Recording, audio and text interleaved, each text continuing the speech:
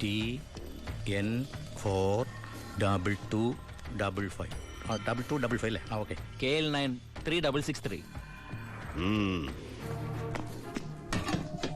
ഇതുപോലെ നമ്മുടെ 3 വണ്ടികളുടെയും ഫ്രണ്ടിലും ബാക്കിലും സൈഡിലും ഒക്കെ നമ്പറുകൾ ചേഞ്ച് ചെയ്യണം. അതിനുശേഷം ആദ്യം ചെക്ക് പോസ്റ്റ് കിടക്കേണ്ടത് നമ്മുടെ ഈ 3 ലോറികളായിരിക്കണം. ആദ്യത്തെ വണ്ടിയിലെ കിളിയായിട്ട് നീ ഉണ്ടാവണം. ആര് ചോദിച്ചാലും ചിന്നാടന്റെ ലോഡാന്ന് പറഞ്ഞാൽ മതി.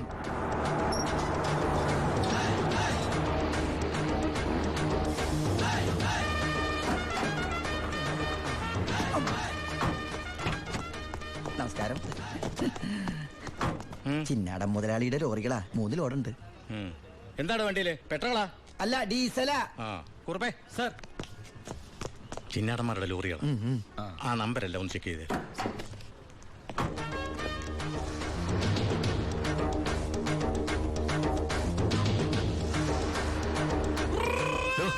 എന്താ സാറേ? എന്താണ് കോഡ്? കാലാപ്പാനി, ചിന്നാടന്റെ കാലാപ്പാനി. എല്ലാം ഓക്കെയാണ് സർ. ശരി ശരി.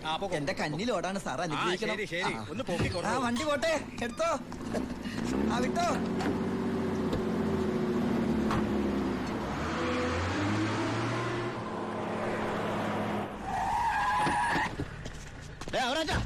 എവിടെ പോയി? എന്താ മുതലാളി? ചെക്ക് പോസ്റ്റിലൊക്കെ പറഞ്ഞു. കോഡ് മറക്കണ്ട. കാലാപ്പാനി. ശരി മുതലാളി. ശരി.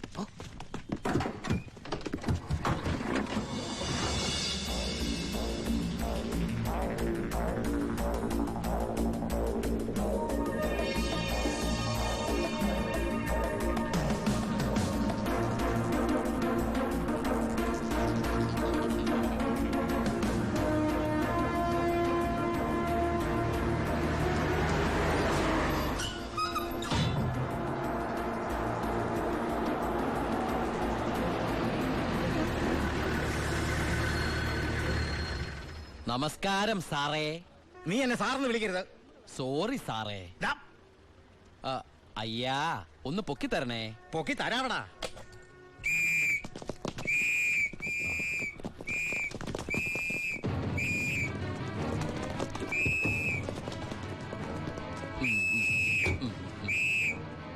എല്ലാരും ആയില്ലേ? ഈ 3 ലോഡും പ്ലാച്ചുമടക്കുള്ള കുടിവെള്ളമായിരിക്കും ഇയാടാ?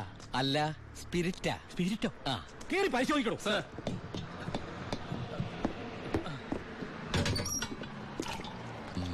അമ്മയ്ക്കൊക്കെ സുഖമല്ലേ സാർ? ഇവിടെ ഉള്ളവരൊക്കെ ഉണ്ണാക്കന്മാരെന്നാണോ നിന്റെ വിചാരം? എനിക്ക് മാത്രമല്ല സാറേ, ഇവിടെ നിൽക്കുന്ന കംപ്ലീറ്റ് ആൾക്കാരുടെ വിചാരം അതാണ്. സ്പിരിറ്റാ സർ. ഇതിലും സ്പിരിറ്റാ സർ. ഇതിലും സ്പിരിറ്റാ പറയുന്ന അവരുടെ ഒരു സ്പിരിറ്റ് ഉണ്ടല്ലേ സാറേ? കൈയെടുക്ക് സാറേ.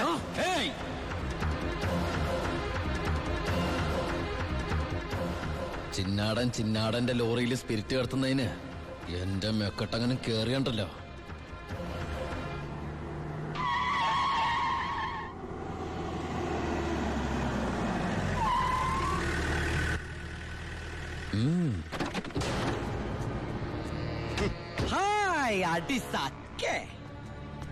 എവിടെയായിരുന്നു ഔവേ?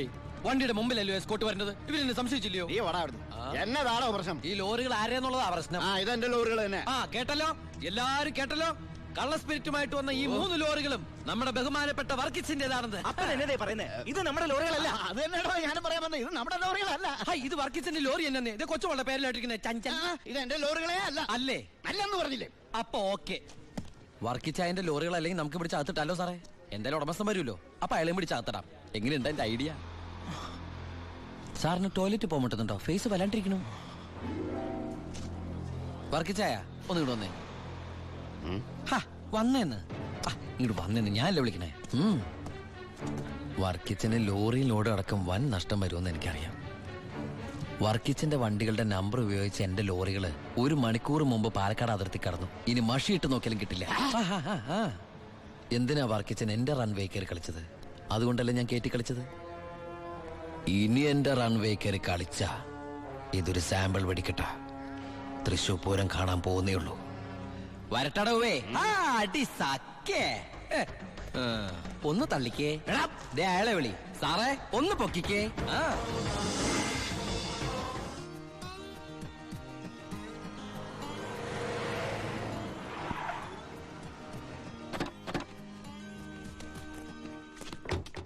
என்ன சத்தியமூர்த்தி இந்த மாதிரி பேசுறேன்? அந்த சின்னாடன் ராஸ்கல்ஸ் கொடுக்கறதுல ஜாஸ்தி நான் கொடுக்கறேன். ഓ ശരി ശരി നേരി പാക്കറ എന്താ ഭായി സത്യമൂർത്തിയുടെ പ്രശ്നം? പ്രശ്നം ആ ചിന്നാടന്മാര് തന്നെ. നമുക്ക് ലോഡ് തരായിരിക്കും അവന്മാർ പല രീതിയിൽ ശ്രമിക്കുക. എങ്കിൽ പിന്നെ ആ റാവുന്റെ അടുത്ത് സാധനം എടുത്തൂടെ? അപ്പാ ഏ? ഞാനും അത് എത്ര തവണ അപ്പനോട് പറഞ്ഞതാ. അത് വേണ്ട, ആ സ്പിരിറ്റ് ഉപയോഗിക്കാൻ കൊള്ളില്ല, അത് സെക്കൻഡ് ക്വാളിറ്റിയാ.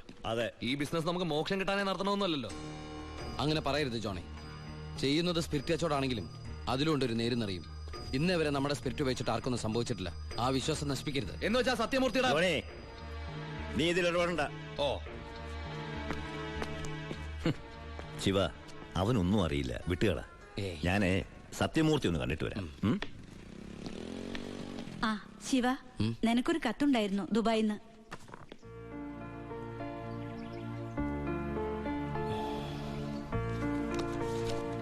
എന്താടാ? വീട്ടിൽ നിന്ന് ഗോപിയുടെ അച്ഛൻ മരിച്ചു. എപ്പോ? മരിച്ചിട്ട് കുറച്ചു ദിവസമായി. നമുക്കൊന്ന് പോണ്ടേ? എവിടേക്ക്? നമ്മളിപ്പോ ദുബായിലല്ലേ. ഓ, അപ്പൊ ഗോപിക പാവം വീടൊഴിഞ്ഞു പോവാത്രേ.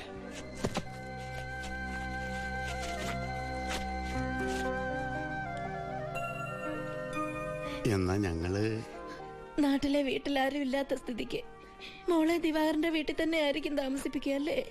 അതിൽ ചെറിയൊരു പ്രശ്നമുണ്ട്. കല്യാണം തുടങ്ങി ഇവളുടെ ബാധ്യത മൊത്തം എൻ്റെ തലയിലാകുമോന്ന് വൈഫിനൊരു പേടി. ഒന്ന് രണ്ടു വട്ടം സൂചിപ്പിക്കുകയും ചെയ്ത്. അതുകൊണ്ട് ഇലയ്ക്കും മുള്ളിനും കേടില്ലാതെ ഞാനൊന്ന് തീരുമാനിച്ചു. തൽക്കാലം ഗോപി ഒരു ഹോസ്റ്റലിലാക്കുക. അവിടെ അടുത്തൊരു തുണിക്കടയിൽ ജോലിയും ശരിയാക്കിയിട്ടുണ്ട്. ഇനിയിപ്പോ ആരെ ആശ്രയിക്കാതെ ഇവൾക്ക് ജീവിക്കാൻ കഴിയല്ലോ. വൈകി അവിടെ എത്താൻ രാത്രിയാവും.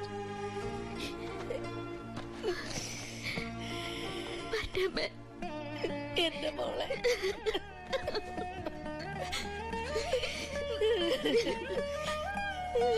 നിന്നെ ഹോസ്റ്റലിൽ നിർത്താനും തുണിക്കട പണിയെടുക്കാനും ഒന്നും ഞാൻ സമ്മതിക്കില്ല. ഞാൻ എന്റെ ഉണ്ണിക്ക് വേണ്ടി ആലോചിച്ചുറപ്പിച്ച പെണ്ണാ ഇവള്. അവൻ ദുബായിന്ന് വന്നാൽ ഉടനെ ഇവരുടെ കല്യാണം നടക്കും.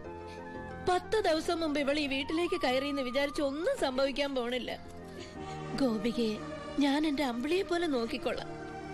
അവളെ എനിക്ക് തന്നുകൂടെ? ഈ നല്ല മനസ്സിനെ നിങ്ങളൊക്കെ ദൈവം അനുഗ്രഹിക്കട്ടെ.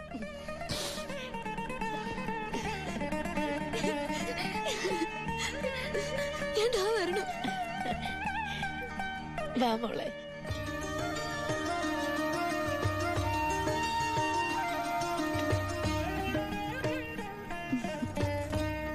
വലതുകാല് വെച്ച് കയറിക്കോ മോളെ.